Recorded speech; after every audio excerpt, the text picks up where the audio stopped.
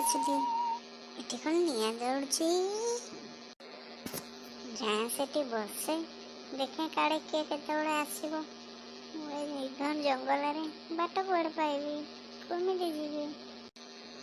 ଓହୋ, କି ଶୀତ! ଏ ଶୀତରେ ତ ମୋ ଦେହ ପୁରା ଥରି ଯାଉଛି। ଲାଗୁଛି ମୋ ଆଡ଼କୁ କିଏ ଜଣେ ଆସୁଅଛି।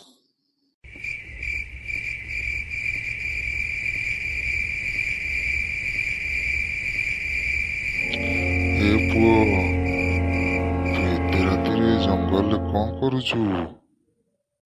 ନା, କଥା କ'ଣ କି, ମୁଁ ଘରକୁ ଯାଉଥିଲି, ହେଲେ ବାଟ ନ ପାଇ ଜଙ୍ଗଲ ଭିତରକୁ କେମିତି ପଳେଇ ଆସିଲି ମୁଁ ବି ଜାଣିନି।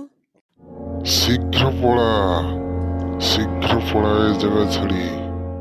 ତୁ କ'ଣ ଜାଣିନାହୁଁ, ଏ ଜଙ୍ଗଲ ହଉଛି ମାୟାବିନୀ ରାକ୍ଷାସୁଣୀର ଜଙ୍ଗଲ। ଜଲ୍ଦି ଚାଲିଯା ଏ ଜାଗା ଛାଡ଼ି। ସେ ମାୟାବିନୀ ଯଦି ଜାଣିପାରେ ତୁ ଏ ଜଙ୍ଗଲ ଭିତରକୁ ଆସିଛୁ, ତୁ ଛୋଟ ଛୁଆ ଭାବି ତତେ ଖିନ୍ ଭିନ୍ କରି ଖାଇଯିବ। ସେ ରାକ୍ଷାସୁଣୀକୁ ଛୋଟ ଛୁଆଙ୍କ ରକ୍ତ ପିଇବାକୁ ବହୁତ ଭଲ ଲାଗେ। ଜଲ୍ଦି ଚାଲିଯା ଏ ଜାଗା ଛାଡ଼ି। ହେଲେ ହେଲେ ମୁଁ ଯିବି କେମିତି? ମୋତେ ତ ବାଟ ଜଣା ନାହିଁ। ଏତେ ବଡ଼ ଜଙ୍ଗଲରେ ମୁଁ କେମିତି ବାଟ ପାଇବି?